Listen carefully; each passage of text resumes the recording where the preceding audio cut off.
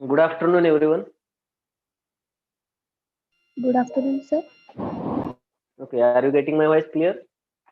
Yes, sir. Okay, screen is clear. Reply me. Yes, sir. Okay, ठीक आहे. Join होतात. एक 2 मिनिट वेट करूयात आपण. बाकीच्यांना जॉईन होऊ द्यात. Sir, I am new student.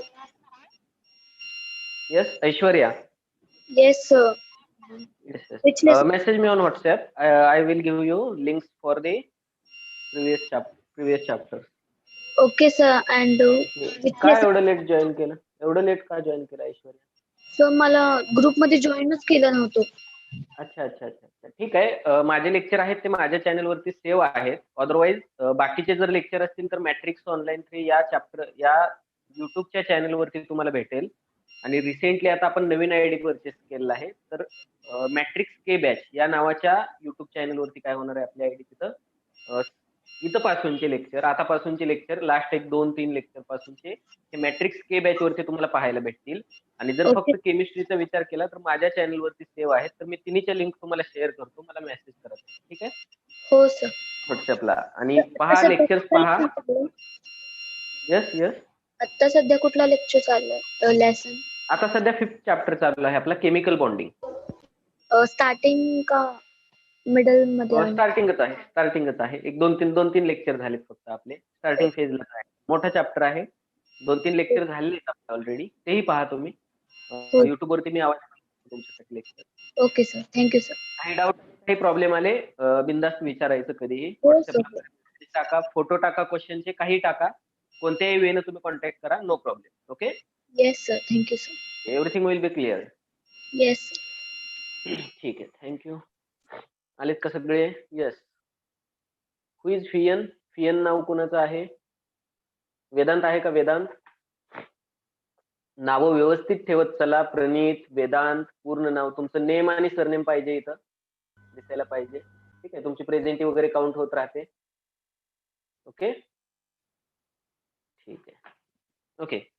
टेस्टचा एक विषय राहिला. तर टेस्टमध्ये काय झालेलं आहे आपलं, सौरभ सरांना टेस्ट दिली होती आणि त्यांनी इमर्जन्सीमध्ये ती टेस्ट असाइन केली होती.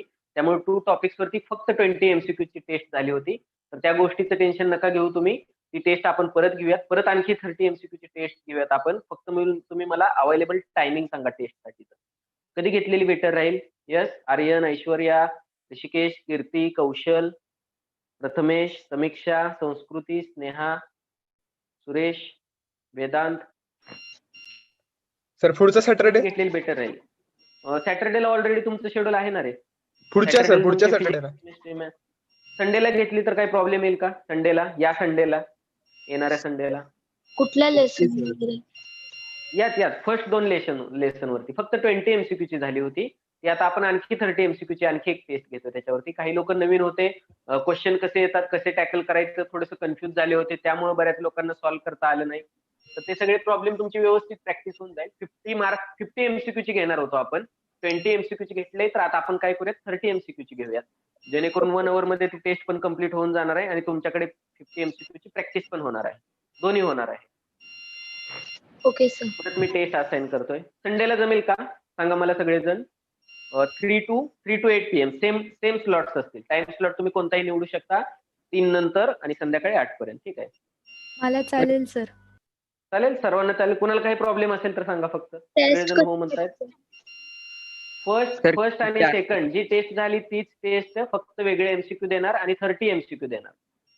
नाही सर, मला माहिती कसं दिलं होतं सो. ठीक आहे.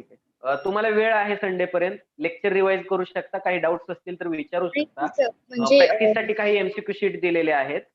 आणि ठीक आहे, तुम्हाला लॉग इन आयडी आणि हे दिलं जाईल. ऐश्वर्या, तुला लॉग इन आयडी आणि पासवर्ड दिलं जाईल. ग्रुपवरती सौरभ सरांकडून ते घे. लॉग इन आयडी कसं करायचं त्याचा एक व्हिडिओ आहे आपला. तुम्हाला लॉग इन आयडी आणि पासवर्ड स्टुडंट सेक्शन मध्ये आपल्या वेबसाईट वरती जाऊन तुम्हाला फक्त काय करायचंय, लॉग इन करायचं आहे. लॉग इन केले की टेस्टला सिलेक्ट करायचे आहे. आपलं नाव सांगतो मी तुम्हाला टेस्टचं. के बॅच साठी असणारी केमिस्ट्रीची टेस्ट सिलेक्ट केली का तुम्हाला ऑनलाईन फक्त ऑप्शन क्लिक करत जायचं आहे आणि सबमिट म्हणायचं आहे. Okay sir. चालेल, होऊन जाईल. संडे पर्यंत होऊन जाईल तुमचं. स्टडी पण होऊन जाईल. No problem. हो सर, चालेल. ओके. म्हणजे कुणाला काही प्रॉब्लेम नाहीये तर मी काय करतो, टेस्ट सेट करून देतो आणि संडेला 3 PM to 8 PM कोणताही तुम्हाला पॉसिबल असणार संडेला सुट्टी घ्या, संध्याकाळच्या वेळी तुम्ही टेस्ट द्या, तरी 5 किंवा 6 नंतर तुम्ही देऊ शकता. 5 किंवा 6 वाजल्यानंतर तुम्ही देऊ शकता टेस्ट तुमच्या वेळेनुसार. ठीक आहे. तर आपण टाइम स्लॉट कसा कन्व्हिनियंट ठेवतोय 5 ते 8 आणि 8 नंतर बरोबर 8 PM नंतर तुम्हाला त्याचे सोल्युशन्स पण रिलीज केले जातील वेबसाईटवर. Okay okay okay. सर. काय पाहत होतो विदाउट वेस्टिंग टाइम? मला पटकन सांगा काय पाहत होतो आपण केमिकल बॉन्डिंग मध्ये. केमिकल बॉन्डिंग मध्ये आठवतं का काय? 2-3 दिवसांचा गॅप पडलेला आहे. आठवतं काय? यस. कुठं होतो आपण? Covalent bond. आपण आयोनिक बॉन्ड पाहिलं. आयोनिक बॉन्ड मध्ये काय होतं? आयोनिक बॉन्ड मध्ये काय होतं? आयोनिक बॉन्ड कसा बनतो? आयोनिक बॉन्ड बाय लॉस और by gain of electron. Electron दिले जातील कम्प्लिटली किंवा इलेक्ट्रॉन काय केले जातील? घेतले जातील. त्यावेळी काय होतो? आयन्स बनतात आणि म्हणून याला आपण काय म्हणतो? Electrostatic force of attraction between oppositely charge ions असतात तिथं. त्यामुळे आपण त्या फोर्स ऑफ अट्रॅक्शनला काय म्हणतो? आयोनिक बॉन्ड तयार होतो. That is called as coulombic forces of attraction. Coulombic forces of attraction म्हणतो म्हणजे पॉझिटिव्ह निगेटिव्ह मध्ये Na+Cl-. सोडियम क्लोराईड मध्ये Na+Cl-. ओके. तर हे जे चार्ज मधलं अपोजिट चार्ज मधलं अट्रॅक्टिव्ह फोर्स आहे याला आपण काय म्हणत असतो? इलेक्ट्रोस्टॅटिक फोर्स ऑफ अट्रॅक्शन किंवा याला आपण काय म्हणत असतो? Coulombic forces of attraction. आणि हे कशामुळे आहेत? तर हे आयन्स आहेत म्हणून या बॉन्डला हे आयन्स मध्ये होतं. Positively charge cation, negatively charge anion. Okay. ह्या दोन्ही मध्ये असणारं अट्रॅक्शन याच्यामुळे एक बॉन्ड फॉर्म होतोय आणि आपण त्याला काय म्हणत असतो? आयोनिक बॉन्ड म्हणत असतो. आपण त्याला काय म्हणतो? आयोनिक बॉन्ड म्हणतो. ओके. फ्रीज होते का? स्क्रीन फ्रीज होते? व्यवस्थित नाही चालतंय? सर, चालतंय. ठीक आहे ठीक आहे. मलाच नेटवर्कचा इश्यू आहे थोडा पीसीला. ठीक आहे. हा झाला आयोनिक बॉन्ड. कोव्हॅलेंट बॉन्ड दुसरा टाइप पाहिला आपण. Covalent bond. कोव्हॅलेंट बॉन्ड मध्ये काय होतं? इलेक्ट्रॉन कम्प्लिटली सोडियमने एक इलेक्ट्रॉन क्लोरीनला कम्प्लिटली दिला तर इथं काय होतंय? ए ऍटम आणि बी ऍटम याच्यामध्ये जर कोव्हॅलेंट बॉन्ड आहे, याच्यामध्ये जर कोव्हॅलेंट बॉन्ड आहे तर इलेक्ट्रॉन दिले किंवा घेतले जात नाहीत. तर इलेक्ट्रॉनचं तिथं केलं जातं इक्वल शेअरिंग. इक्वल शेअरिंग म्हणजे जेवढे इलेक्ट्रॉन हा ऍटम ए शेअर करणार आहे तेवढेच इलेक्ट्रॉन हा ऍटम बी शेअर करणार आहे. याला इक्वल शेअरिंग म्हणतो किंवा आणखी दुसरं काय म्हणू शकतो? म्युच्युअल शेअरिंग म्हणतात त्याला. Mutual sharing. एक्झाम्पल दिलं होतं मी. पार्टनरशिप मध्ये एखादा बिझनेस करताना काय स्ट्रॅटेजी असते? 2 मित्रांना बिझनेस स्टार्ट करायचा आहे, 2 लाख रुपये लागणार आहेत आणि दोघांकडे तेवढे पैसे अवेलेबल नाहीत. मग पार्टनरशिप मध्ये बिझनेस कसा रन होईल? हाही मित्र 1 लाख रुपये देईल, तोही मित्र 1 लाख रुपये देईल आणि 2 लाख रुपयांचा बिझनेस तिथं स्टार्टअप होईल. म्हणजे तो बिझनेस कोणाचा झाला? पहिल्याचाही झाला, दुसऱ्याचाही झाला. ओके. Equal sharing. मग जर ऍटम ए ने याला ऑक्टेट कंप्लीट करण्यासाठी एका इलेक्ट्रॉनची गरज आहे, याने एका इलेक्ट्रॉनचं इक्वल शेअरिंग केलं. ऍटम बी ला पण ऑक्टेट कंप्लीट करायला एका इलेक्ट्रॉनची गरज आहे. जर यानेही 1 इलेक्ट्रॉन शेअर केला, जेवढे ए करेल तेवढाच बी करणार आहे. आणि हे 2 इलेक्ट्रॉन याला आपण म्हणत असतो इलेक्ट्रॉन पेअर. याला काय म्हणतो आपण? Electron pair. ओके. आणि ही शेअर केलेली इलेक्ट्रॉनची पेअर आहे ही ऍज अ कॉमन असेल दोघांमध्ये. म्हणजे तुम्ही ए चे आउटर इलेक्ट्रॉन काउंट करताना पण ह्या दोन्हीला घेणार, बी चे आउटर इलेक्ट्रॉन काउंट करताना पण दोन्हीला घेणार. म्हणजे याचंही ऑक्टेट कंप्लीट झालं, याचंही ऑक्टेट कंप्लीट झालं. तर हे इक्वल शेअरिंगमुळे काय होतंय? हे दोन्ही ऍटम्स एकमेकांच्या फेवर मध्ये राहतात, क्लोज टू इच अदर राहतात, अट्रॅक्शन राहतं. बी ने दिलेल्या इलेक्ट्रॉनसाठी ए ची अफिनिटी असणार आहे, ए ने दिलेल्या इलेक्ट्रॉनसाठी बी ची अफिनिटी असणार आहे. म्हणजे दोन्ही होल्ड टुगेदर राहतील या फोर्समुळे, या शेअरिंगमुळे. आणि म्युच्युअल शेअरिंग ऑफ इलेक्ट्रॉन मुळे काय होतो? म्युच्युअल शेअरिंग ऑफ इलेक्ट्रॉन मुळे कोव्हॅलेंट बॉन्ड होतो. आपण एक्झाम्पल घेतलं होतं H2Cl2. ओके. तर H2 मध्ये कोव्हॅलेंट बॉन्ड कसा होईल? हायड्रोजनच्या आउटर ऑर्बिट मध्ये 1 इलेक्ट्रॉन आहे, दुसऱ्या हायड्रोजनच्या आउटर ऑर्बिट मध्ये 1 इलेक्ट्रॉन आहे. दोघांनाही ड्युप्लेट कंप्लीट होण्यासाठी, हायड्रोजनच्या केसमध्ये ड्युप्लेट कंप्लीट होते, ऑक्टेट नाही. मग इथं ड्युप्लेट कंप्लीट होण्यासाठी दोघांना आणखी एका इलेक्ट्रॉनची गरज होती. ती त्यांनी म्युच्युअल अंडरस्टँडिंगने काय केलं? इथं आता इथं पार्टनरशिप झालेली आहे दोघांची आणि हे ऍज अ कॉमन असतील. तुम्ही या हायड्रोजन मध्ये पण हे 2 काउंट करणार आणि या हायड्रोजन मध्ये पण हे 2 काउंट करणार. म्हणजे ह्या दोन्हींची इथं ड्युप्लेट कंप्लीट झालेली आहे. की 1 इलेक्ट्रॉन पेअर म्हणजे असतो सिंगल कोव्हॅलेंट बॉन्ड आणि हा रिप्रेझेंट केला जातो डॅशने. मग आपण कशाने दाखवतो? 1 इलेक्ट्रॉनची पेअर ही एका डॅशने दाखवतो. This is called as covalent bond. क्लोरीनचं जर एक्झाम्पल घेतलं, क्लोरीनच्या आउटर ऑर्बिट मध्ये 7 इलेक्ट्रॉन आहेत. क्लोरीनच्या आउटर ऑर्बिट मध्ये काय आहेत? 7 इलेक्ट्रॉन आहेत. याही क्लोरीनच्या आउटर ऑर्बिटमध्ये 7 आहेत, याही क्लोरीनच्या आउटर ऑर्बिटमध्ये 7 आहेत. दोघांनाही ऑक्टेट कंप्लीट करण्यासाठी एका एका इलेक्ट्रॉनची गरज आहे. हाही एक इलेक्ट्रॉन शेअर करतोय, हाही एक इलेक्ट्रॉन शेअर करतोय. दोघांचं म्युच्युअल अंडरस्टँडिंग होतं, तिथं म्युच्युअल शेअरिंग होतं. आणि आता काय होणार आहे, क्लोरीन, दोन्ही क्लोरीनचं ऑक्टेट तिथं कम्प्लीट होणार आहे या शेअर केलेल्या एका पेअरमुळे. या मिडलला शेअर केलेल्या एका पेअरमुळे दोघांचंही ऑक्टेट कम्प्लीट होणार आहे. म्हणजे दोघेही तिथं काय झाले, स्टेबल झालेले. ऑक्टेट कम्प्लीट होतं म्हणजे इनर्ट गॅस किंवा नोबेल गॅसचं कॉन्फिगरेशन तो अचीव्ह करतोय, आणि नोबेल गॅसचं कॉन्फिगरेशन अचीव्ह करतोय म्हणजे तो काय होतोय, स्टेबल होतोय. म्हणजे याचं इलेक्ट्रॉनिक कॉन्फिगरेशन काय झालं, 288. हे आर्गॉनचं इलेक्ट्रॉनिक कॉन्फिगरेशन आहे. याचंही इलेक्ट्रॉनिक कॉन्फिगरेशन झालं 288. हेही ऑर्गॉनचं काय आहे, इलेक्ट्रॉनिक कॉन्फिगरेशन आहे. म्हणजे नोबेल गॅस, नियरेस्ट नोबेल गॅसचं कॉन्फिगरेशन अचीव्ह केलं त्यांनी. म्हणजे त्यांना स्टॅबिलिटी आली. कशामुळे, एका सिंगल कोव्हॅलेंट बॉन्डमुळे. हे एक्झाम्पल पाहिले होती. हे झालं सेम ऍटम मध्ये, दोन्ही ऍटम सेम होते. आपण काही डिफरंट ऍटम पाहिले. फॉर एक्झाम्पल पहा, H2O चं एक्झाम्पल पाहिलं आपण. H2O चं एक्झाम्पल कसं सांगू शकतो आपण, ऑक्सिजन सेंटरला घेतला आपण 2 हायड्रोजन. ओके, सांगा आता ऑक्सिजन मध्ये, ठीक आहे, हायड्रोजन मध्ये तर एकच इलेक्ट्रॉन आहे. तर ऑक्सिजन मध्ये 2 लोन पेअर असतात, म्हणजे 6 इलेक्ट्रॉन असतात टोटल. 2 अनपेअर्ड इलेक्ट्रॉन आणि 2 पेअर्ड इलेक्ट्रॉन. कसे असतील पहा, oxygen atomic number 8, 1s2, 2s2, 2p4. 1s2, 2s2, 2p4 ही आहे याची आउटर शेल. 2 ही याची काय आहे, आउटर शेल. 1चं कन्सिडरेशन आपण इथं करणार नाही. पहिल्या ऑर्बिट मधल्या इलेक्ट्रॉनला आपण कन्सिडर करणार नाही, का तर ते बॉन्डिंग मध्ये भाग घेत नाहीत. Okay, so inner electrons they do not take part in the chemical bonding. P चं स्ट्रक्चर आहे, पी मध्ये 3 ऑर्बिटल आहेत. 2s2 मध्ये 2 इलेक्ट्रॉन. ओके, 2p मध्ये 4, म्हणजे 1 2 3, पहिल्यांदा सिंगल सिंगल, त्याच्यानंतर डबल, हे 4 इलेक्ट्रॉन. म्हणजे इथं 2 जर हे तुम्ही पाहिले तर हे 2 पेअर्ड इलेक्ट्रॉन आहेत. हे नॉन बॉन्डिंग आहेत. नॉन बॉन्डिंग म्हणजे हे बॉन्डिंग मध्ये भाग घेत नाहीत, पार्टिसिपेट करत नाहीत.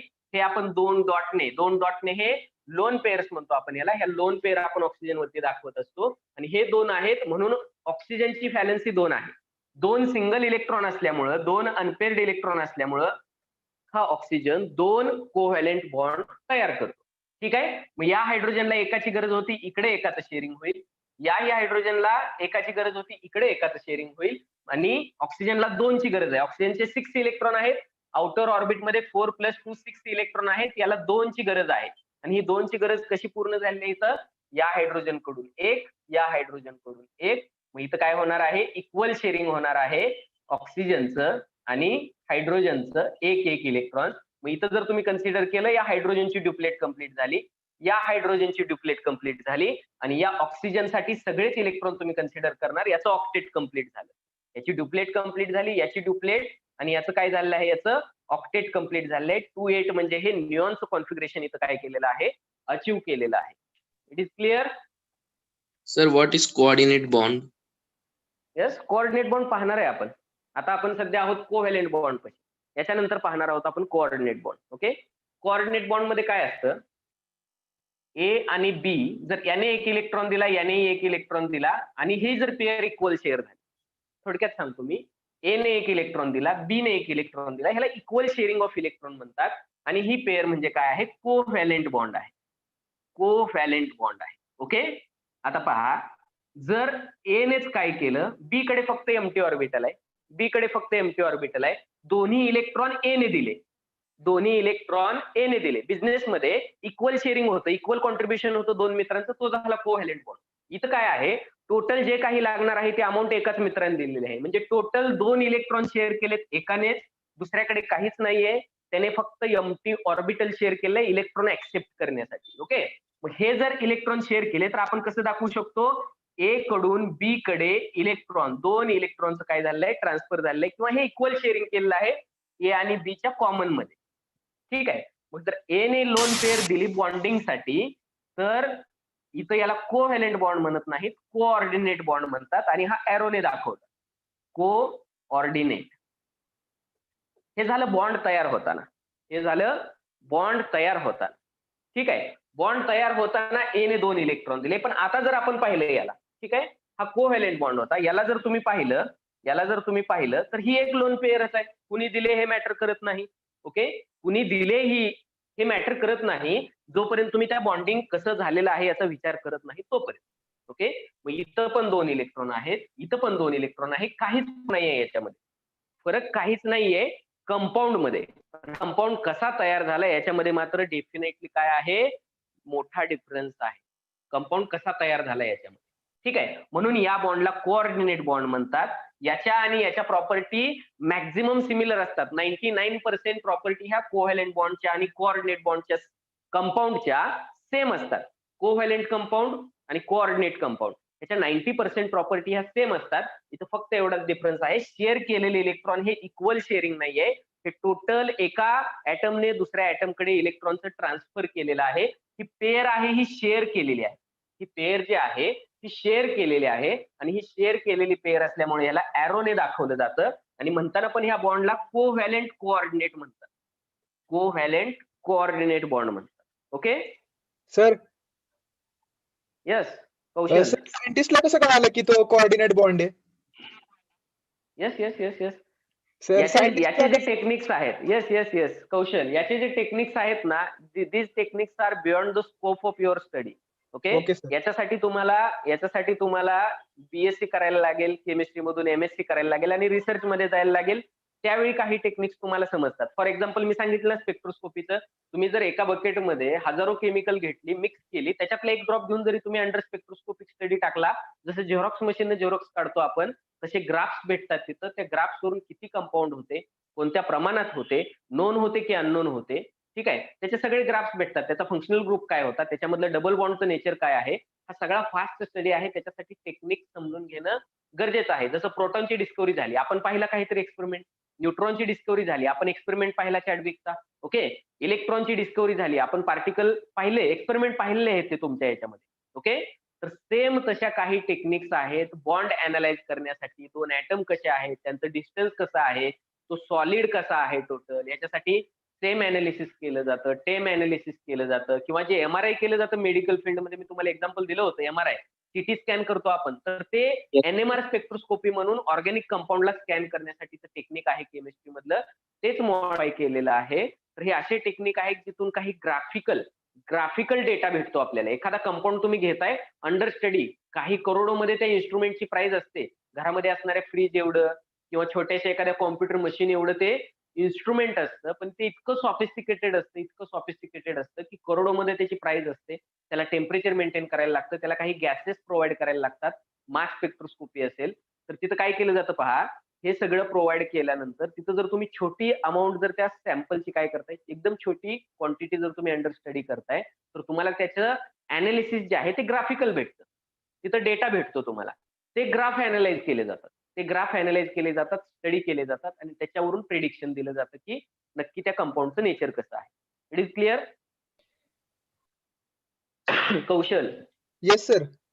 R you getting my point? Okay, yes sir. ते सांगणं, त्या गोष्टी सांगणं I don't think so possible आहे त्या सगळ्या गोष्टी. स्पेक्ट्रोस्कोपी असा आहे पहा, मला बीएससी ला ultra visible spectroscopy, UV visible, म्हणजे जी स्पेक्ट्रोस्कोपी अनालाइज केली जाते under UV and under visible region, म्हणजे स्पेक्ट्रम मधल्या अल्ट्रा व्हायोलेट रिजन आणि व्हिजिबल, ज्याच्यामध्ये आपले 7 कलर आहेत, या वेव्हलेंथच्या रिजन मध्ये लाईट जर इन्सिडेंट केली आणि त्या मॅटर मध्ये जे चेंजेस होतात त्याचा स्टडी केला, तर त्याला युव्ही व्हिजिबल स्पेक्ट्रोस्कोपी म्हणतात. मी सांगितलं होतं तुम्हाला, इलेक्ट्रॉन एक्साइट होतो, परत ग्राउंड स्टेटला येतो, परत रेडिएशन इमिट करतो, सांगितलं होतं ना. तर ते युव्ही व्हिजिबल स्पेक्ट्रोस्कोपी मध्ये होतं. त्याच्यावरून डबल बॉन्ड एन्व्हायरमेंट कळतं. हे युव्ही व्हिजिबल स्पेक्ट्रोस्कोपीचा जर डिटेल मध्ये स्टडी करायचा असेल तर हा तुम्ही 5 इयर्स 10 इयर्स फुल टाइम करू शकता ऍज अ सायंटिस्ट. किती? 5 इयर्स किंवा 10 years as a scientist full time study करू शकता. त्यावेळी तुम्हाला युव्ही फिजिबल स्पेक्ट्रोस्कोपी कळते, युव्ही आणि फिजिबल रिजन मधली स्पेक्ट्रोस्कोपी करते. तसं आयआर स्पेक्ट्रोस्कोपी आहे, एनएमआर स्पेक्ट्रोस्कोपी आहे, एक्सआरडी स्पेक्ट्रोस्कोपी आहे, म्हणजे एक्सरे डिफ्रॅक्शन स्टडी आहे, सेम अनालिसिस आहे, टेम अनालिसिस आहे, इतके काही टेक्निक्स आहेत. तर ज्यावेळी तुम्ही हे 5 किंवा 10 इयर्स कळतात त्यावेळी ऑलमोस्ट तुम्हाला याच्यातलं नॉलेज भेटतं आणि हे करत असताना तुमचं 0.2% स्पेक्ट्रोस्कोपी कव्हर होतं. 0.2%. आणि आपल्याला किती पाहिजे माहिती? एवढी पाहिजे. सर सायंटिस्ट लोकांना 100% माहिती आहे. 100% कोणालाच माहित नसतं. प्रत्येक सायंटिस्ट हा पर्टिक्युलर त्याच्या टॉपिकवरती तो काम करत असतो. त्याच्या टॉपिकवरती. जसं मी सांगितलं ना, मॅक्स प्लँकची ज्यावेळी थेअरी आली, क्वांटम थेअरी, ज्यावेळी quantum mechanical model of atom आलं, त्यावेळी आईन्स्टाईनने काय म्हटलं होतं? 2 वेळा नोबेल मिळालेला आहे आईन्स्टाईनला. आईन्स्टाईनने काय म्हटलं होतं की या गोष्टी होत नसतात. म्हणजे क्वांटम मेकॅनिक्स समजून घेणं हे आईन्स्टाईनच्याही त्यावेळी कॅपॅसिटीमध्ये नव्हतं, पॉसिबिलिटी नव्हती तिथं. त्यावेळी नाही म्हणून सांगितलेलं आईन्स्टाईनने, ह्या अशा गोष्टी होत नाहीत, तुमचा रिसर्च रॉंग डिरेक्शनने चाललेला आहे. पण आता आपण काय करतोय? आता आपण क्वांटम मेकॅनिकल मॉडेल ऑफ ऍटमच शिकतोय आणि तेच काय करेक्ट आहे हे आपल्याला कळालेलं आहे. त्यावेळी त्या आईन्स्टाईनने काय केलं नव्हतं? मान्य केलं नव्हतं.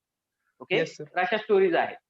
म्हणजे प्रत्येक जण त्याच्या जर एखादा पीएचडीचे किंवा थेसिसचे काही पॉइंट्स असतात पहा, आणि इतक्या व्हरायटी आहेत. रोज काही पब्लिकेशन पब्लिश होत असतात जगामध्ये, आजही होतात. तुम्ही जरी पीएचडी करताय तर तुम्हाला कंपल्शन राहतं की तुमचे काही पब्लिकेशन इंटरनॅशनल जर्नलमध्ये पब्लिश व्हावे तुमच्या रिसर्च वर्कवरती. मी जे काम करतोय, मी अँटी कॅन्सर वरती काम करतोय, तर मी एखादी ड्रग तयार केली आहे, अँटी कॅन्सरची ड्रग जर मी तयार केली आहे, तर मला त्याच्यावरती पेपर बनवावा लागतो. तो इंटरनॅशनली रेप्युटेड जर्नलमध्ये जर पब्लिश झाला पेपर, तर त्याला व्हॅल्युएशन राहतं, तर त्याला सायटेशन्स भेटतात. जगातली खूप सारी तज्ञ लोक त्याला पाहतात. त्याचा इम्पॅक्ट फॅक्टर असतो. तुमच्या या रिसर्चने किती इम्पॅक्ट केला त्याच्यावर. आणि असे हजारो रोज पब्लिश होत राहतात. कितीतरी रिसर्च पेपर हे रोज डेली पब्लिश होत राहतात. ओके, त्याच्यामध्ये आणखी काही नवीन कन्सेप्ट येत जातात. बरेच काही जुन्या कन्सेप्ट ज्या आपण शिकतही असो आज बोर्डवरती, त्या चुकीच्या ठरवल्या जातात. पण ते तुमच्या सिलेबसमध्ये यायला आणखी काही वर्षांचा कालावधी जातो, 5 ते 10 वर्षांचा. तर हे कंटिन्युअस चाललेली प्रोसेस आहे. म्हणजे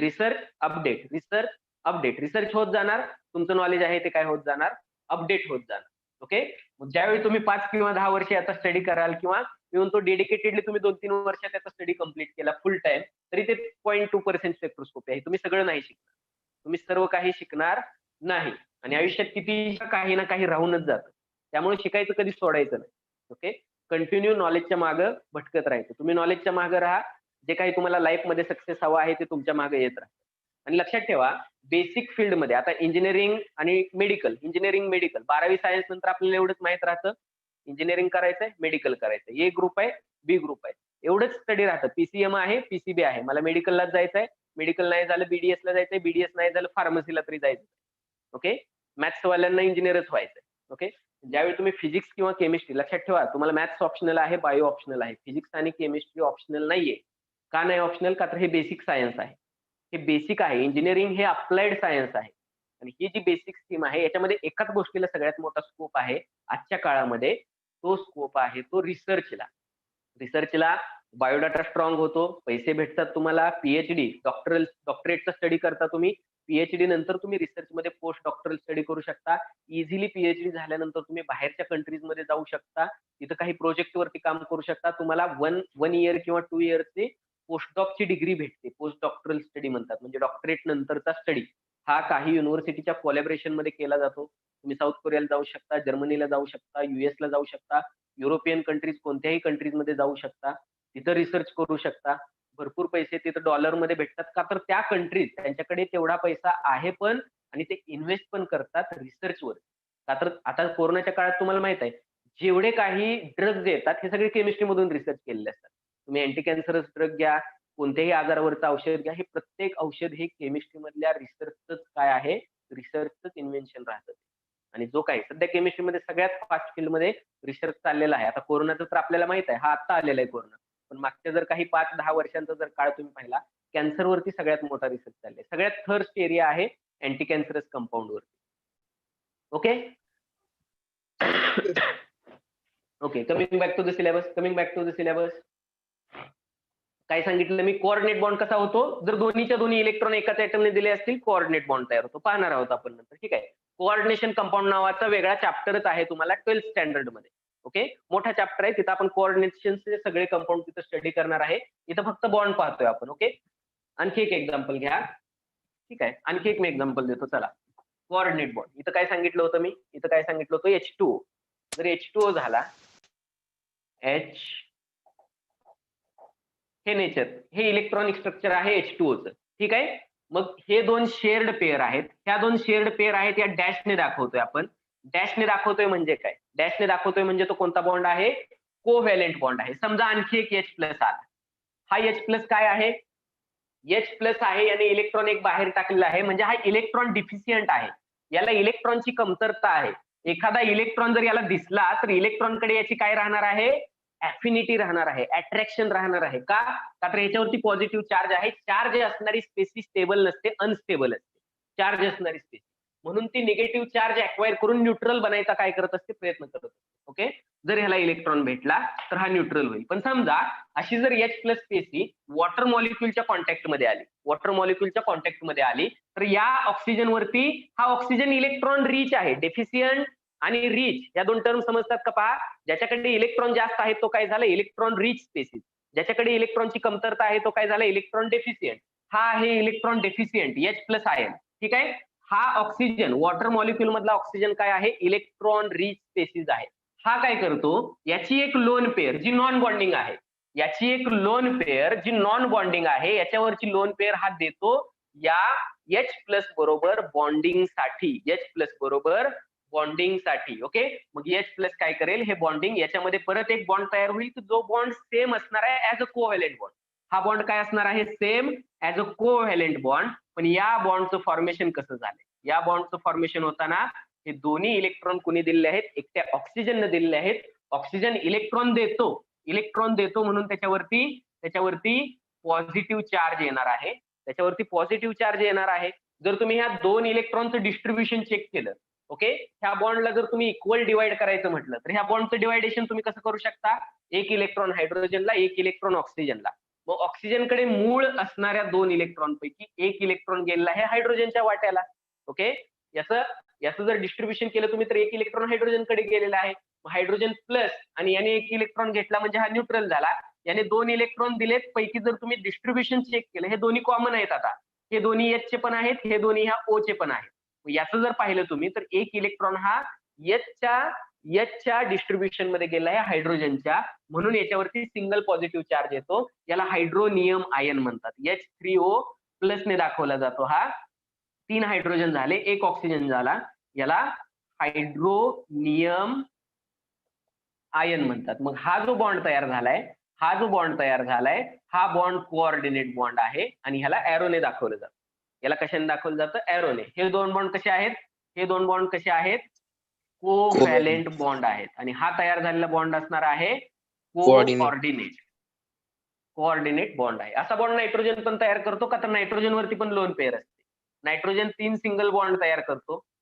फॉर एक्झाम्पल अमोनिया, हे अमोनियाचं स्ट्रक्चर आहे. यालाही जर एखादा H प्लस भेटला तर हा काय करतो, लोन पेअर देतो बॉन्डिंग साठी. आणि हा काय झाला, मग आता टोटल चार्ज आपण ब्रॅकेट वरती लिहिणार NH4 प्लस. हा ऍक्च्युअली प्लस असतो नायट्रोजन वरती, हा प्लस कुठं असतो, नायट्रोजन वरती. मग आपण ह्याला लिहिताना NH4 प्लस म्हणतो. ओके, हा झाला नायट्रोनियम आयन. ओके, आणि याला जर समजा Cl मायनस बरोबर जर याचं बॉन्डिंग झालं तर कंपाऊंड म्हणतो लगेच तिथं न्यूट्रल, NH4Cl, अमोनियम क्लोराईड. हा झाला अमोनियम आयन, हा झाला क्लोराईड आयन आणि हा झाला ammonium chloride. It is clear. मग याच्यामध्ये बाकीचे बॉन्ड तर कोव्हॅलेंट आहेत ऍज इट इज, पण हा बॉन्ड कसा आहे, कोऑर्डिनेट बॉन्ड आहे. ओके, तर क्लोरीनला कुठला ऍटम भेटतो, इलेक्ट्रॉन भेटतो? क्लोरीनला ओके, इथं आहे पॉझिटिव्ह आणि निगेटिव्ह मध्ये असणार अट्रॅक्शन. काय आहे पॉझिटिव्ह आणि निगेटिव्ह मध्ये असणार अट्रॅक्शन, टाइप ऑफ बॉन्ड सांगा. हा कोव्हॅलेंट आहे का, ionic.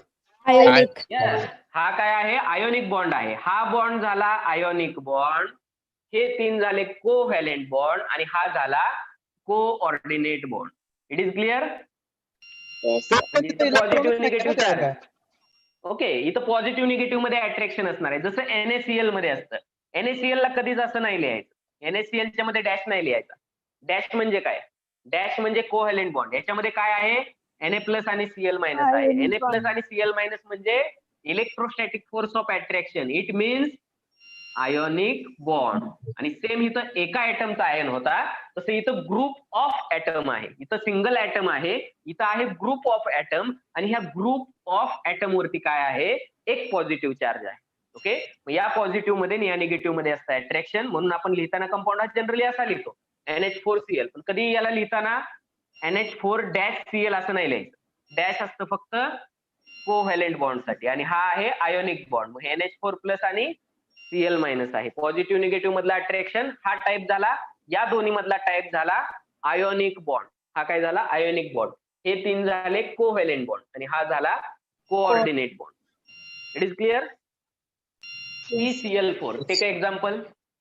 Take a example for covalent bond. CCl4. Carbon आणि 4 क्लोरीन याच्यामध्ये बॉन्डिंग कसं होऊ शकतं पहा. याला कार्बन टेट्राक्लोराइड म्हणतात. Tetra for 4, carbon tetrachloride.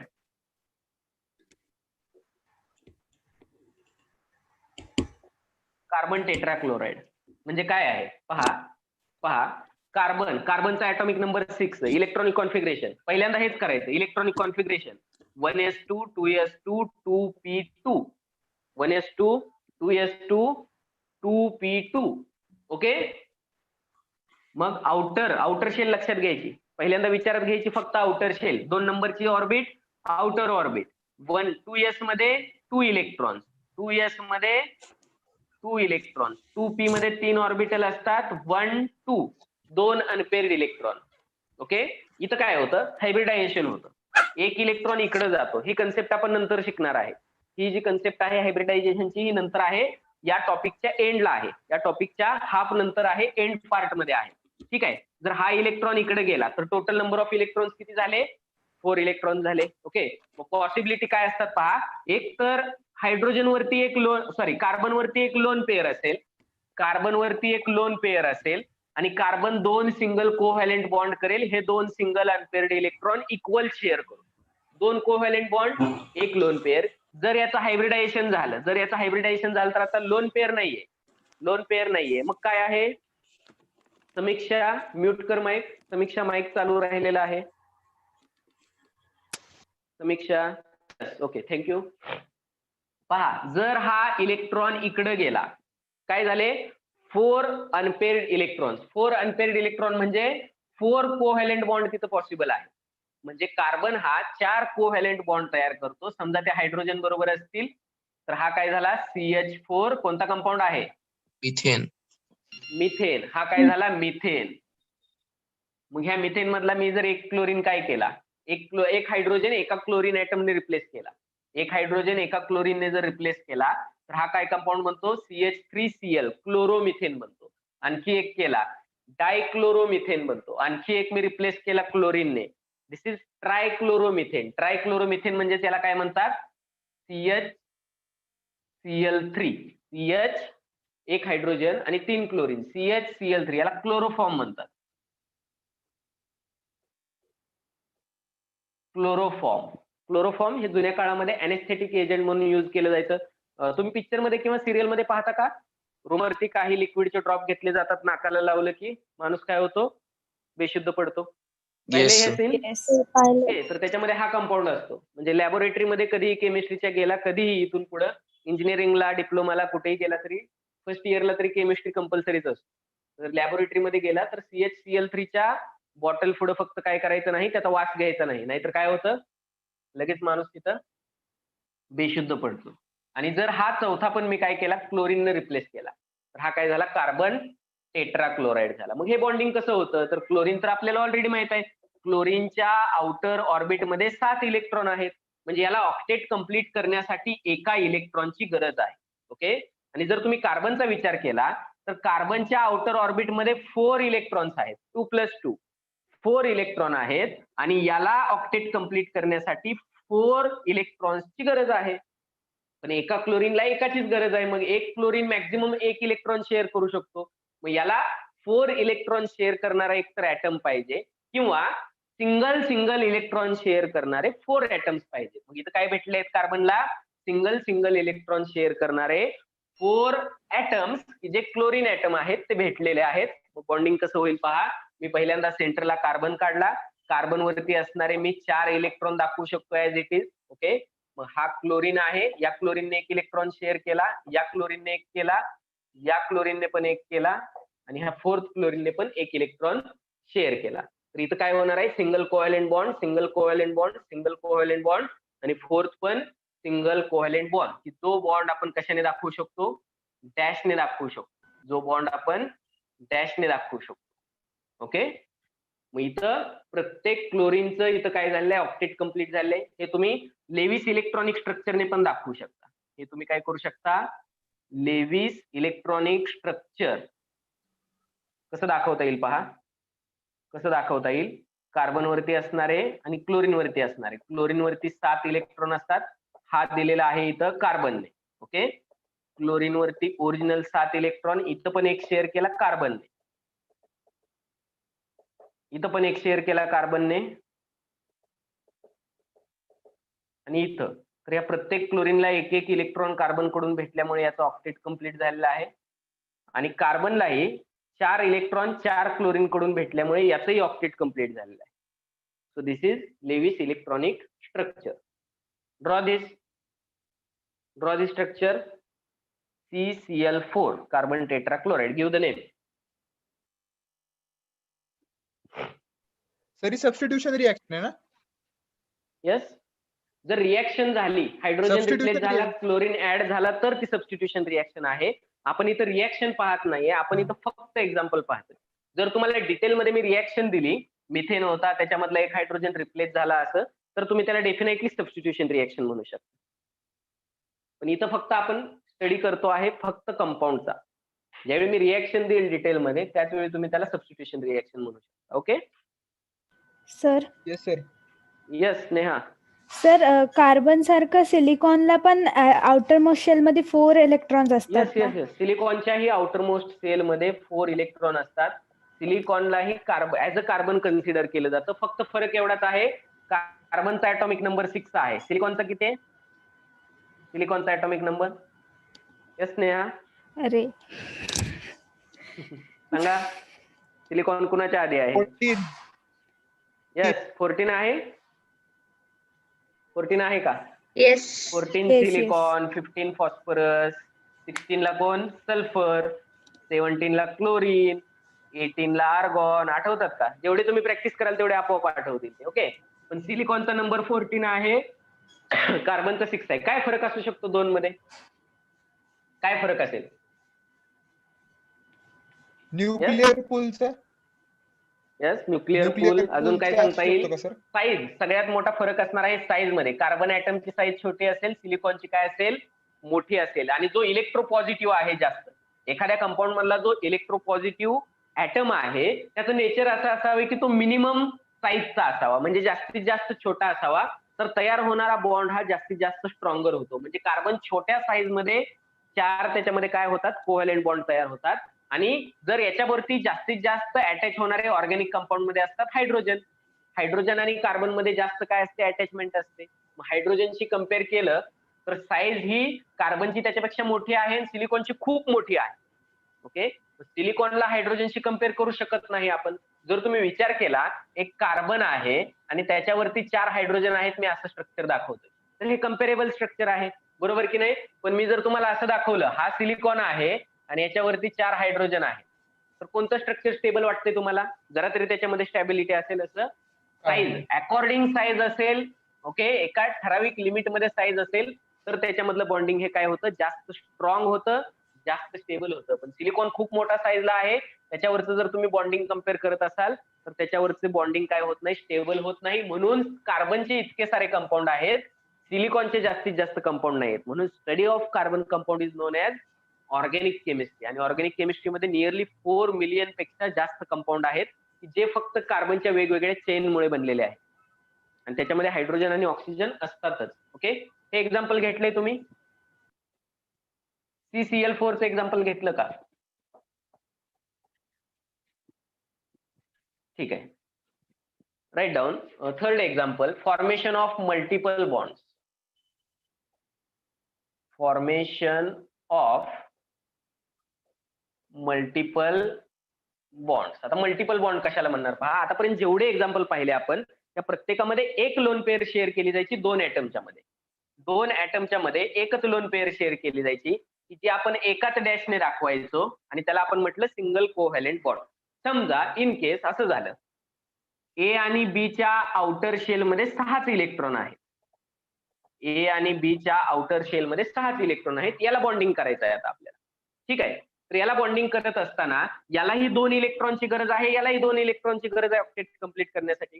मग इथं एक इलेक्ट्रॉन शेअर न करता काय केले जातील, 2 इलेक्ट्रॉन ह्या ए आणि बी कडून इक्वली शेअरिंग केले जातील. हाही 2 इलेक्ट्रॉन शेअर करेल, तोही 2 इलेक्ट्रॉन शेअर करेल.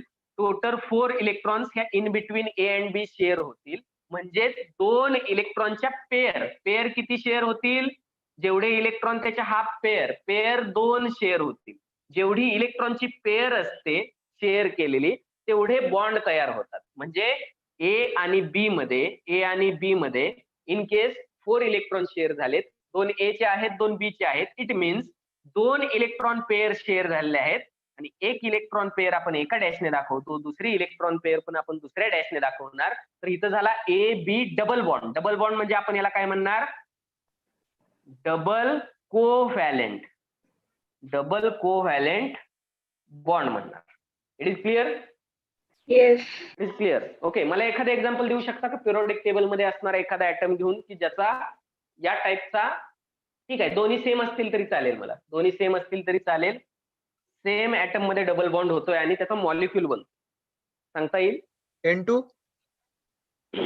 नो, तुम्हाला आउटर मोस्ट ऑर्बिट मधले इलेक्ट्रॉनचा विचार करायला लागेल की ज्याच्यामध्ये आउटर इलेक्ट्रॉन हे 6 आहेत, तरच तो काय होईल, डबल बॉन्ड होईल.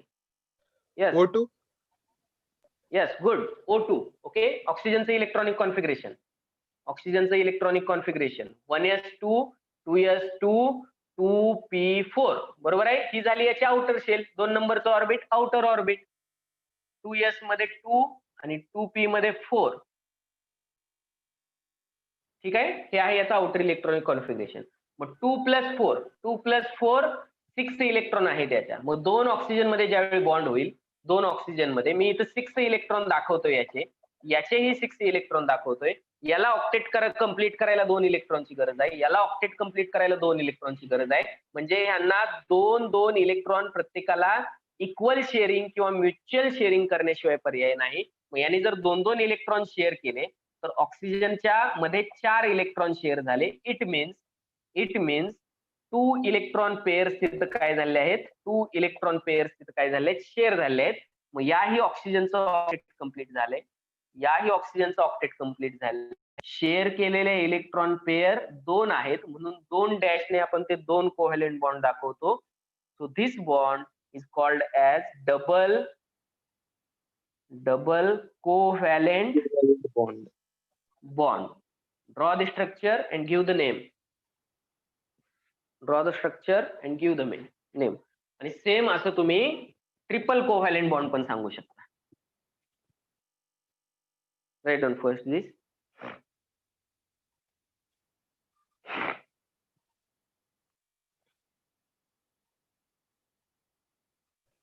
सर यस सर, आपण जेव्हा इनहेल करतो आपण O2 इनहेल करतो ना? यस, O2 इनहेल करतो. ऑक्सिजन असं- नेचर मध्ये जेव्हा कधी ऑक्सिजन प्रेझेंट असेल. Yes sir, Yes. पण जर आपण O इनहेल केला तर? काय इनहेल केला तर? फक्त O. ओके, फक्त O हा भेटतच नाहीये आपल्याला.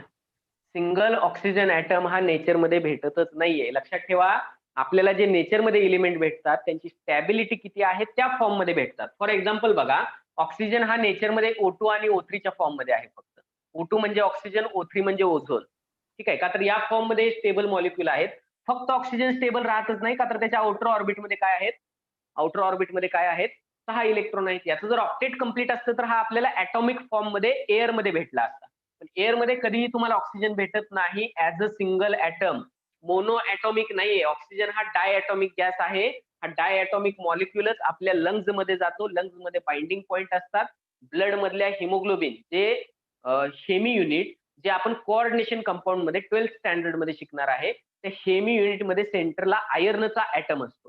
त्या आयर्नच्या ऍटम कडे हा काय करतो, O2 लोन पेअर देतो आणि कोऑर्डिनेट बॉन्ड करतो त्या आयर्न बरोबर. आणि या कोऑर्डिनेट बॉन्ड थ्रू तो त्या हिमोग्लोबिनला बाइंड होतो आणि सेल टू सेल आपल्या बॉडीमध्ये त्याचं काय केलं जातं, सेल टू सेल त्याच्या जिथं गरज आहे त्याची तिथं तो पोहोचला जातो. रिटर्न येताना तो काय घेऊन येतो, कार्बन डायऑक्साईड घेऊन येतो. परत तिथं कार्बन डायऑक्साईड एक्सचेंज होतो लंग्स मध्ये आणि ज्यावेळी आपण रिटर्न करतो त्यावेळी काय जाते, एअर ज्यावेळी आपल्या बॉडीमधून रिटर्न जाते त्यावेळी ते कार्बन डायऑक्साईड रिच एअर जाते. आणि ज्यावेळी आपण घेतो त्यावेळी त्यातला फक्त ऑक्सिजन आपण ऍब्सॉर्ब करतो. हा ऑक्सिजन भेटणारच नाही. हा ऑक्सिजन नेचरमध्ये कुठेच भेटणार नाही. त्यामुळं हा इनहेल आपण करू शकत नाही. ओके. पण जर काही गॅसेस पाहिले तुम्ही जे इनर्ट गॅसेस आहेत, हेलियम असेल, निऑन असेल, आर्गॉन असेल, झेनॉन असेल, क्रिप्टॉन असेल, रेडॉन असेल, ह्या सगळ्या गॅसेसचं याचं ड्युप्लेट कंप्लीट आहे. या बाकीच्यांचे 8 इलेक्ट्रॉन कंप्लीट आहे म्हणजे ऑक्टेट कंप्लीट आहे. यांचं ऑक्टेट कंप्लीट आहे म्हणजे हे स्टेबल आहे.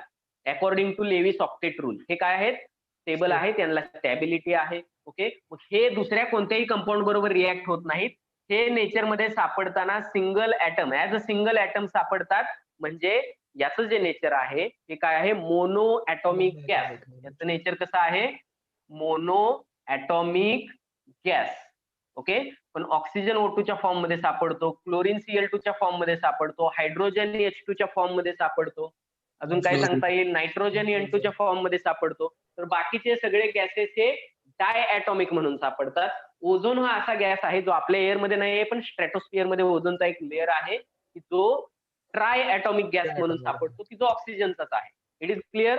हे गॅसेस असतील तरच आपण इनहेल करू शकतो सिंगल.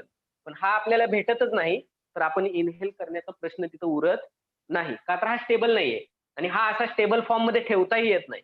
मी तुम्हाला सांगितलं, जर एखादा सॉलिड कंपाऊंड असेल तर त्याचा आयन नसतो. आयन असेल तर तो Na+ असेल, Na न्यूट्रल असेल तर तो सॉलिड आहे. सोडियम न्यूट्रल आहे, सॉलिड आहे. ठीक आहे. पण Na+ झाला हा एक तर ऍक्वियस सोल्युशन मध्ये वॉटरमध्ये डिझॉल्व्ह झालेल्या फॉर्म मध्ये राहू शकतो. ठीक आहे. किंवा हा गॅसियस फेज मध्ये असू शकतो. पण हा सॉलिड स्टेटला आयोनिक फॉर्म मध्ये प्रेझेंट राहत नाही. ओके. तो स्टेबलच नाहीये ते फेजला. आणि जर तुम्ही असे कधी अनस्टेबल कंपाऊंड ओपन ऍटमॉस्फिअर मध्ये घेतले तर ऍटमॉस्फिअर मधल्या इतर कोणत्या तरी ऍटम बरोबर ते पटकन रिॲक्ट होतात दुसऱ्या कोणत्या तरी गॅसमध्ये आणि तिसरा एखादा कंपाऊंड तयार करतात. त्यामुळे त्यांची स्टॅबिलिटी तेवढी नाहीये की जे आपण तयार करू आणि इनहेल करू शकू. एवढी स्टॅबिलिटी नाहीये त्यांना. ते एक्झिस्ट करत नाहीयेत नेचरमध्ये. It is clear. Yes sir. Okay. N2 चं एक्झाम्पल घ्या. N2 चं nitrogen.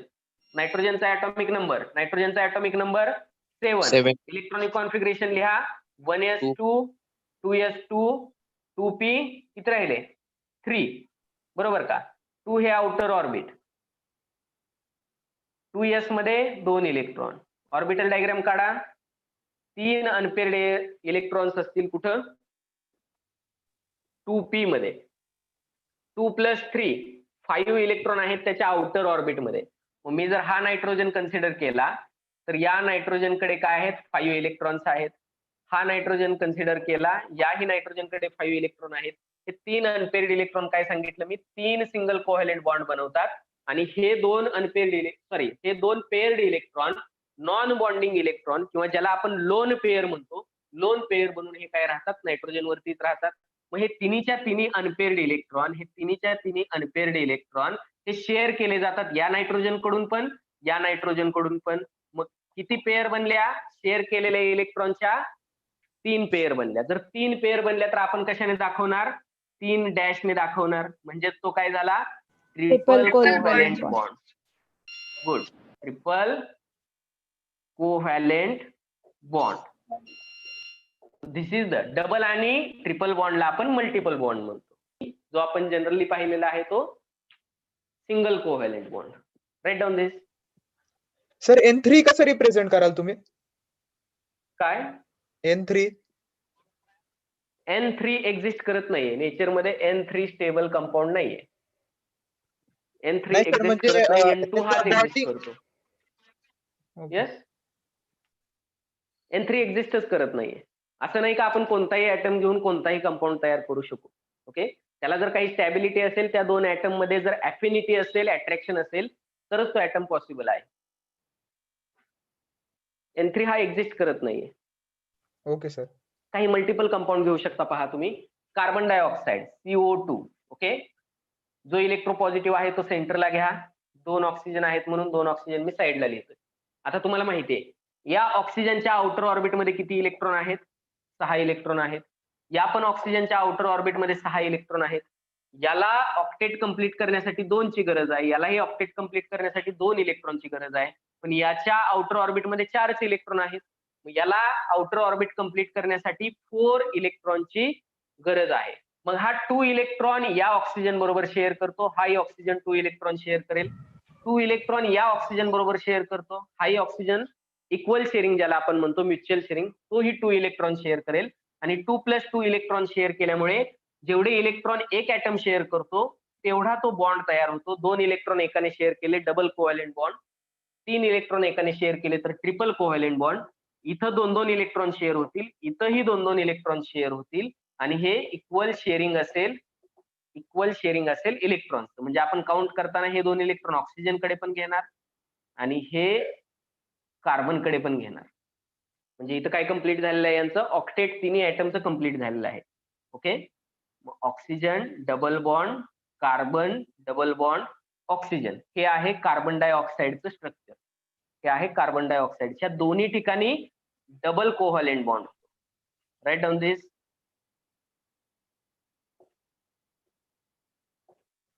Double covalent bond, 2 double covalent bond तयार होते.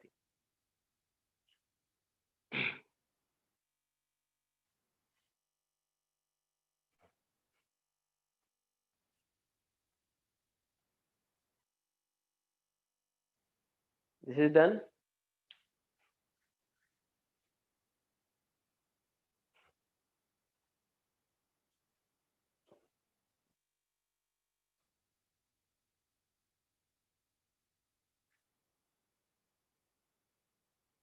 प्रत्येकाला दिसतं का रे क्लिअर? नेटवर्क इश्यू आहे कोणाला? कौशल?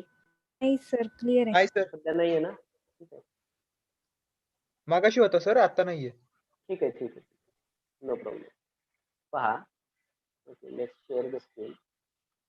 हे जे स्ट्रक्चर आपण दाखवतोय, तर हे स्ट्रक्चर आपण जिथं डॉट दाखवतोय तिथं लेविस इलेक्ट्रॉनिक स्ट्रक्चर म्हणून आपण ते स्ट्रक्चर काय करत असतो, कन्सिडर करत असतो. तर लेविस इलेक्ट्रॉनिक स्ट्रक्चर एखाद्या ॲटमचं, एखाद्या मॉलिक्युलचं लेविस इलेक्ट्रॉनिक स्ट्रक्चर कसं कन्सिडर करायचं याच्यासाठी काही आपल्या बुकमध्ये स्टेप्स दिलेल्या आहेत. त्या स्टेप्स बोर्डवर घेण्यापूर्वी आपण काय करूयात, स्क्रीन शेअर करून रिवाइज करूयात. म्हणजे तिथं आपला टाइम थोडासा काय होईल, थोडासा टाइम आपला तिथं सेव्ह होणार आहे. पहा,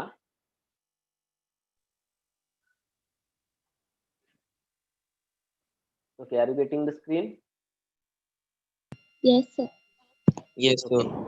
So steps to write the Lewis dot structure. Lewis dot structure लिहिण्यासाठी काही स्टेप्स दिलेले आहेत. पहा, काय काय स्टेप्स दिलेले आहेत आता आपल्याला. फर्स्ट वाचू शकता तुम्ही लेफ्ट साइडला. First, add the total number of valence electron of combining atoms in the molecule. म्हणजे तुम्हाला काय करायचं आहे, एखाद्या ॲटम वरती असणारे व्हॅलेन्स इलेक्ट्रॉन किती आहेत, जे आपण इथं बोर्ड वरती लेफ्ट साइडला करत होतो, त्याचा ॲटॉमिक नंबर लिहा, इलेक्ट्रॉनिक कॉन्फिगरेशन लिहा, शेवटच्या ऑर्बिटमध्ये किती इलेक्ट्रॉन येत आहेत पहा. जेवढे शेवटच्या ऑर्बिटमध्ये येत आहेत, शेवटच्या शेलमध्ये येत आहेत, मेन शेलमध्ये प्रिन्सिपल क्वांटम नंबर कन्सिडर करायचा त्या इंडिव्हिज्युअल ऑर्बिटलचा किंवा सबशेलचा. जर 2 हा मॅक्झिमम प्रिन्सिपल क्वांटम नंबर असेल तर 2s, 2p, 2 काही असेल त्याच्यामधले सगळेचे सगळे इलेक्ट्रॉन तुम्ही काय करणार, कन्सिडर करणार. त्याला म्हणणार आपण valence electron. Total number of valence electron of combining atoms. त्या ॲटमचे टोटल नंबर ऑफ इलेक्ट्रॉन्स तुम्ही कन्सिडर करणार. सेकंड स्टेप दिले आहे, right skeletal structure of the molecule to show atoms and number of valence electron forming the single bond between the atoms. आता हा point काय सांगतोय पहा आपल्याला. हा पॉईंट सांगतोय की जर आपण ॲटम्स लिहितोय, समजा ए बी लिहिलं किंवा इथं कार्बन डायऑक्साईड मध्ये आपण 2 ऑक्सिजन आणि 1 कार्बन लिहिलं होतं, तर मॉलिक्युलमध्ये हे कंपाऊंड कोव्हॅलेंट बॉन्ड तयार करतायत. मिनिंग काय आहे बघा, मिनिमम चान्सेस काय असतील, आपल्याकडे 3 ऑप्शन आहेत, single covalent bond, double covalent bond, triple covalent bond, बरोबर की नाही. मग कोव्हॅलेंट बॉन्ड मध्ये मिनिमम आपल्याकडे ऑप्शन हा आहे की मिनिमम सिंगल बॉन्ड तर त्याच्यामध्ये असणारच आहे, बरोबर की नाही. जर त्याच्यामध्ये सिंगल बॉन्ड नसेल तर तो या मॉलिक्युलमध्ये नसणारच आहे, तो या मॉलिक्युलमध्ये नसणार आहे. ओके ओके, लाईटचा इश्यू झालेला आहे. स्क्रीन दिसते का रे प्रत्येकाला? दिसते प्रत्येकाला? Yes, sir. दिसते, ठीक आहे. वेट करूयात आपण. तर काय सांगितलं आहे दुसऱ्या पॉइंट मध्ये आपल्याला, दुसऱ्या पॉइंट मध्ये असं सांगितलेलं आहे की जे ॲटम लिहिताय तुम्ही त्याचं स्केलेटल लिहायचं. स्केलेटल स्ट्रक्चर म्हणजे काय असतं, आपली बॉडी आहे, आपण जर बोनचं स्ट्रक्चर दाखवलं, हाडांचा सापळा दाखवला, त्याला आपण स्केलेटॉन म्हणतो. आपलं स्केलेटल स्ट्रक्चर आहे. मेन काय आहे, बॅकबोन असतो तो ॲटमचा. मग 2 ॲटम एकत्र आहेत, कधी मिनिमम एक सिंगल कोव्हॅलेंट बॉन्ड तरी पाहिजे त्याच्यामध्ये. तो नाहीये म्हणजे ते 2 ॲटम मॉलिक्युल मध्ये एक्झिस्ट करत नाहीये. मग मिनिमम सिंगल कोव्हॅलेंट बॉन्ड आपण तिथे काय करणार, त्याच्यासाठी सिंगल कोव्हॅलेंट बॉन्ड. त्याच्यानंतर पहा, ओके, लेट्स शेअर. 2च मिनिट वेट करा.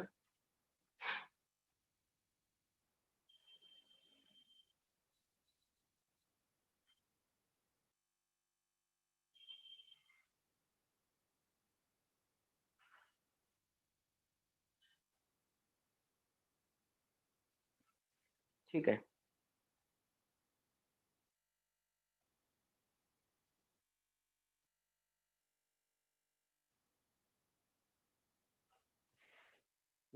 ठीक आहे. दिसते तुम्हाला स्क्रीन? Yes, sir. स्क्रीन दिसते का रे? Yes, sir. ठीक आहे. पहा, मग दुसऱ्या स्ट्रक्चर मध्ये एकदा जर का तुम्ही टोटल व्हॅलेन्स इलेक्ट्रॉन जर कन्सिडर केले अकॉर्डिंग टू इलेक्ट्रॉनिक कॉन्फिगरेशन, तुम्ही काय पाहणार? स्केलेटल स्ट्रक्चर काढायचं आहे तुम्हाला. कसं काढणार? प्रत्येक ऍटम मध्ये काय करणार तुम्ही? सिंगल कोव्हॅलेंट बॉन्ड आहे असं कन्सिडर करून एक एक पेअर सुरुवातीला काय करायची तुम्ही? शेअर करायची. ठीक आहे. एक एक शेअर इलेक्ट्रॉनची पेअर शेअर केल्यानंतर पहा, third step, add remaining electron pairs to complete the octet of each atom. म्हणजे राहिलेल्या पेअर पण तुम्ही काय करा? शेअर करा. कधी कम्प्लिशन होत असेल तर, म्हणजे तुम्ही जर एक इलेक्ट्रॉन पेअर जर तुम्ही शेअर करताय तर राहिलेले इलेक्ट्रॉन पेअर पण कन्सिडर करा, काउंट करा इलेक्ट्रॉन किती आहेत शिल्लक राहिलेले व्हॅलेन्स इलेक्ट्रॉन, आणि त्याचं ऑक्टेट कम्प्लीट होतं किंवा नाही होत ते काउंट करा. Fourth step, if octet is not complete, जर ऑक्टेट कम्प्लीट होत नसेल एक सिंगल इलेक्ट्रॉन काय करून?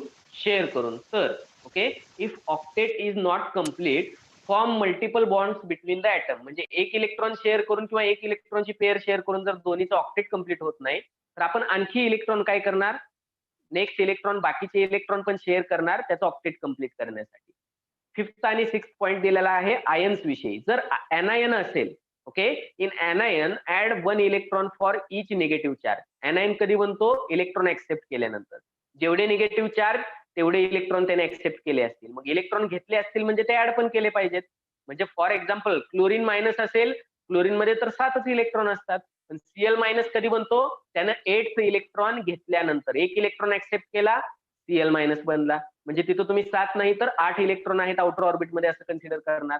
6, in cation remove or subtract 1 electron from valence electron for each positive charge. Positive charge कधी येतो? जेवढे इलेक्ट्रॉन लॉस केलेले असतात, दिलेले असतात किंवा बाहेर टाकलेले असतात तेवढे पॉझिटिव्ह चार्ज येतात. ओके, मग जेवढे पॉझिटिव्ह चार्ज आहेत तेवढे इलेक्ट्रॉन बाहेर निघून गेलेले आहेत. मग तुम्हाला तेवढे पॉझिटिव्ह चार्ज असतील तेवढे इलेक्ट्रॉन तुम्हाला कमी करायचे आहेत व्हॅलेन्स इलेक्ट्रॉन मधून, मायनस करायचे आहेत. कळतंय का? सोडियमच्या आउटर ऑर्बिट मध्ये एक इलेक्ट्रॉन असतो, पण Na+ कधी होतो? तो इलेक्ट्रॉन बाहेर गेल्यानंतर. मग आपण काय कन्सिडर करणार? तो एक इलेक्ट्रॉन वजा करणार, त्याच्यामधून सबस्ट्रॅक्ट करणार आणि राहिलेले इलेक्ट्रॉन आहेत असं कन्सिडर करणार. In polyatomic atoms and ions the least electronegative atom. Least electronegative म्हणजे जास्तीत जास्त electropositive atom is the central atom. म्हणजे पिरियडिक टेबल मध्ये लेफ्ट साइडला इलेक्ट्रोपॉझिटिव्ह आहेत, राईट साइडला जसं जसं तुम्ही जाता इलेक्ट्रोनिगेटिव्हिटी वाढत जाते. मी दाखवलेलं आहे लास्ट लेक्चरला. इलेक्ट्रोनिगेटिव्हिटी बॉटम पासून टॉप कडे वाढत जाते, लेफ्ट पासून राईट कडे वाढत जाते. म्हणजे अप्पर राईट कॉर्नर मध्ये सगळ्यात जास्त इलेक्ट्रोनिगेटिव्ह ऍटम्स असणार आहेत. फ्लोरीन हा मोस्ट इलेक्ट्रोनिगेटिव्ह एलिमेंट आहे पिरियडिक टेबल मधला. ठीक आहे. मग जो लेफ्ट साइडला आहे पिरियडिक टेबल मधला तो इलेक्ट्रोपॉझिटिव्ह आहे, तो सेंटरला असेल. तो काय करायचा? सेंटरला घ्यायचा. म्हणजे पहा एक्झाम्पल दिले, SO4 जर तुम्हाला एनायन दिला SO4 2- तर याच्यामध्ये यस सल्फर आणि ऑक्सिजन मध्ये कोण असणार आहे? सल्फर लेफ्ट साइडला पिरियडिक टेबल म्हणजे तो कमी इलेक्ट्रोनिगेटिव्ह आहे, मग त्याला आपण सेंटरला घेणार. NO3 मध्ये नायट्रोजन लेफ्टला आहे, नायट्रोजन कमी इलेक्ट्रोनिगेटिव्ह आहे, त्यालाही आपण काय करणार? लेफ्टला घेणार. आणि एक पॉइंट राहतोय पहा, after writing the number of electrons as a shared pair forming single bond, the remaining electron pairs are used either for multiple bonds or remain as a lone pair. एक एक इलेक्ट्रॉनची पेअर शेअर करायची, बघायचं octet complete होतंय का. नाही octet complete झालं, राहिलेले इलेक्ट्रॉन पण शेअर करायचे आणि ऑक्टेट कम्प्लीटच करायचं. ऑक्टेट कम्प्लीट झाल्यानंतर परत शेअरिंग करायचं नाही, परत किती इलेक्ट्रॉन उरतायत ते पाहायचं आणि ते इलेक्ट्रॉन त्या ऍटमच्या डोक्यावरती तसेच द्यायचे. त्याला आपण नॉन बॉन्डिंग इलेक्ट्रॉन म्हणत असतो किंवा as a lone pair consider करतो. पेअर असेल तर लोन पेअर म्हणतो आपण त्याला, किंवा नॉन बॉन्डिंग इलेक्ट्रॉन म्हणतो. आता हे जे स्ट्रक्चर्स दिलेले आहेत हे बोर्डवरती आपण काय करूयात, नेक्स्ट लेक्चरला घेऊयात. काही डाऊट आहे का आजच्या लेक्चरमध्ये मला सांगा. Any doubt, any difficulty? Sir अजून किती टाईपचे बॉन्ड असतात? आपल्याला शिकायचे आहेत ionic bond, covalent bond, coordinate bond, okay, आणि बॉन्डिंगच्या थिअरी शिकायच्या आहेत आपल्याला. बॉन्डिंगच्या थिअरी, व्हायब्रेशनल बॉन्ड म्हणून एक नवीन बॉन्ड जस्ट लास्ट 2-3 इयर्स मध्ये डिस्कवर झालेला आहे, पण ते तुमच्या सिलेबस कडे येण्यासाठी त्याला आणखी 5 ते 10 वर्ष जातील according to our educational policies. Sir आलेले आहेत का? मिस सर आलेले आहेत? ओके, पीसी बंद झालेला आहे माझा, त्यामुळे मला ठीक आहे. स्ट्रक्चर पाहूयात आपण. काही काय सांगितलेलं आहे पहा. एखादा एक्झाम्पल देतो मी तुम्हाला. H2 लिहित असताना आपण काय करणार? सिंपल आहे, दोन्हीकडे एक एकच इलेक्ट्रॉन आहेत. पहिल्यांदा आपण एक इलेक्ट्रॉन पेअर शेअर केली तर दोघांची ड्युप्लेट कंप्लीट होते, दोघांचीही ड्युप्लेट कंप्लीट होते. ऑक्सिजन साठी काय करतो पहा आपण. O2 मध्ये 2 ऑक्सिजन आपण लिहिले. प्रत्येक ऑक्सिजनच्या आउटर ऑर्बिट मध्ये असणारे इलेक्ट्रॉन आपण कन्सिडर केले. प्रत्येक ऑक्सिजन मध्ये आउटर ऑर्बिट मध्ये असतात 6 इलेक्ट्रॉन, ते आपण लिहिलेले आहेत. ओके, मग आपण याचं बॉन्डिंग दाखवण्यासाठी मिनिमम पहिल्यांदा एक इलेक्ट्रॉन तरी शेअर करणार, एक इलेक्ट्रॉन तरी आपण शेअर करणार. आता काउंट करायचं ऑक्टेट कंप्लीट होतंय का. हे शेअर केलेले इलेक्ट्रॉन इकडेही मोजा, तिकडेही काउंट करा. होतंय का ऑक्टेट कंप्लीट? किती होत आहेत पहा. 1 2 3 4 5 6 7च होत आहेत. ऑक्टेट नाही कंप्लीट होत. मग ऑक्टेट कंप्लीट करण्यासाठी आपण काय करणार? ऑक्टेट कंप्लीट होण्यासाठी आणखी एकाची गरज आहे, म्हणून अजून एक इलेक्ट्रॉन आपण काय करू शकतो? अजून एक इलेक्ट्रॉन आपण शेअर करू शकतो. अजून एक इलेक्ट्रॉन शेअर केले, ठीक आहे, अजून एक पेअर शेअर झाली. आता काउंट करा, 8 होत आहेत का? 1 2 3 4 5 6 7 8 याकडेही आहेत, हे 4 आणि हे 4 8 याकडेही आहेत. म्हणजे इथं दोघांचं ऑक्टेट कंप्लीट झालेलं आहे. ते स्टेप बाय स्टेप कसं करायचं हे तुम्हाला सांगितलेलं आहे. 2 पेअर शेअर्स काय झालेले आहेत? शेअर झालेले आहेत. It means double covalent bond इथं काय झालेला आहे? फॉर्म झालेला आहे. ओके, आता पहा. For example CO3 carbon dioxide आणि CO3 carbonate group and 2 negative charge, carbonate group आणि 2 निगेटिव्ह चार्ज. ऑक्सिजन आणि कार्बन मध्ये लेस इलेक्ट्रो निगेटिव्ह कोण आहे? कार्बन आहे. लेफ्ट साइडला कोण आहे? कार्बन आहे, म्हणजे तो इलेक्ट्रो पॉझिटिव्ह आहे, त्याला सेंट्रल ऍटम कन्सिडर करायचं. बाकीचे 3 त्याच्या 3 बाजूला लिहायचे. 3 ऑक्सिजन ऍटम आहेत ते त्याच्या अराउंड लिहायचे. ओके, ऑक्सिजनच्या आउटर ऑर्बिट मध्ये किती इलेक्ट्रॉन आहेत? ऑक्सिजनच्या आउटर ऑर्बिट मध्ये 6 इलेक्ट्रॉन आहेत. तर प्रत्येक ठिकाणी मी काय करणार? 6 इलेक्ट्रॉन ड्रॉ करणार.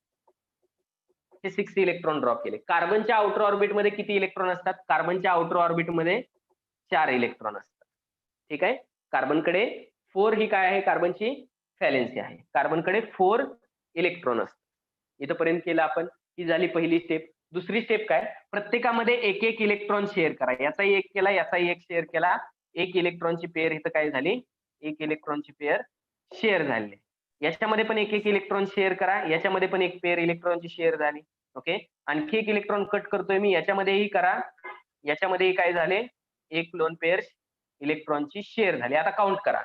2 + 2 + 2 या कार्बनकडे 6 इलेक्ट्रॉन झाले आणि हा एक की ज्याने अजून बॉन्डिंग मध्ये पार्टिसिपेट केलं नाही तो इलेक्ट्रॉन, म्हणजे 7 इलेक्ट्रॉन होत आहेत. म्हणजे याला आणखी एक इलेक्ट्रॉन शेअर करण्याची गरज आहे. समजा हा इलेक्ट्रॉन मी या वरच्या ऑक्सिजनशी काय केला? शेअर केला. वरच्या ऑक्सिजनशी काय केला? शेअर केला. म्हणजे इथं डबल कोव्हॅलेंट बॉन्ड झाला. कार्बनचं तर ऑक्टेट कंप्लीट झाले. कार्बनचं काय झालंय? ऑक्टेट कंप्लीट झालेलं आहे. कार्बनचं ऑक्टेट कंप्लीट झालेलं आहे आणि बाकीच्या ऑक्सिजनचं पण काय होणार आहे? तिथं ऑक्टेट कंप्लीट होणार आहे डेफिनेटली. मग ह्याच स्टेप मध्ये सांगितलं आहे. आणि समजा आता हे आहेत बॉन्डिंग इलेक्ट्रॉन, ह्याला आपण काय म्हणणार? या 3 शेअर केलेल्या इलेक्ट्रॉनला आपण म्हणत असतो बॉन्डिंग इलेक्ट्रॉन. पण जे राहिलेले इलेक्ट्रॉन आहेत, समजा हे इलेक्ट्रॉन शिल्लक राहिलेत, याने बॉन्डिंग मध्ये पार्टिसिपेट केलं नाही, याला आपण काय म्हणणार? Non bonding electron. Non bonding electron किंवा हे पेअर फॉर्म मध्ये आहेत, म्हणून याला असंही म्हटलं जातं लोन पेअर्स. लोन पेअर्स किंवा lone pair of electron. Lone pair of electron. Right down these names. Non bonding electron जे बॉन्डिंग मध्ये पार्टिसिपेट करत नाहीत. The electrons that do not take part in chemical bonding are called as non bonding electrons और lone pair.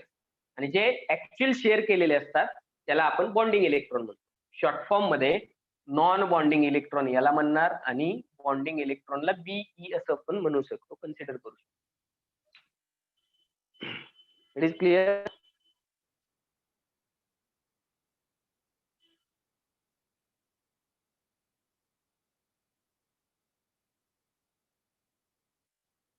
Amit sir.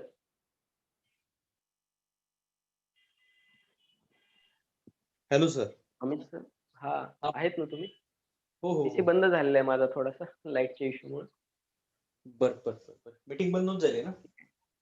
नाही नाही, meeting चालू आहे. तुम्ही फक्त एक मिनिट, मी माझं लाईव्ह